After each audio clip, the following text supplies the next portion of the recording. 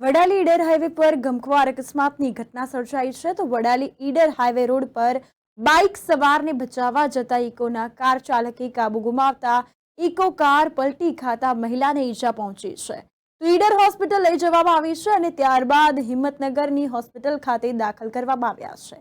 લગ્ન પ્રસંગમાં હાજરી આપી અને પરત આવતા હતા અને ત્યારે આ બનાવ બન્યો છે અને જેની વડાલી પોલીસ દ્વારા ઘટના સ્થળે પહોંચીને વધુ તપાસ હાથ ધરાઈ છે અને કાયદેસરની કાર્યવાહી શરૂ કરવામાં આવી છે। અવારનવાર અકસ્માતના બનાવોમાં સતત વધારો થઈ રહ્યો છે, તેમાં ગુજરાતના અનેક જિલ્લા તથા ગ્રામ્ય વિસ્તારોમાં અકસ્માતની સંખ્યાઓમાં દિન પ્રતિદિન વધારો જોવા મળે છે। ત્યારે અકસ્માતની ઘટના સર્જાઈ છે વડાલી ઈડર હાઈવે પર અને બાઇક સવારને બચાવવા જતા ઇકોના કાર ચાલકે કાબુ ગુમાવ્યો અને ઇકો કાર પલટી ખાતા મહિલાને ઈજા પહોંચી છે તો ઈડર હોસ્પિટલ લઈ જવામાં આવ્યા છે। આ અંગે પોલીસ પણ ઘટના સ્થળે પહોંચી છે અને વધુ તપાસ શરૂ કરાઈ છે।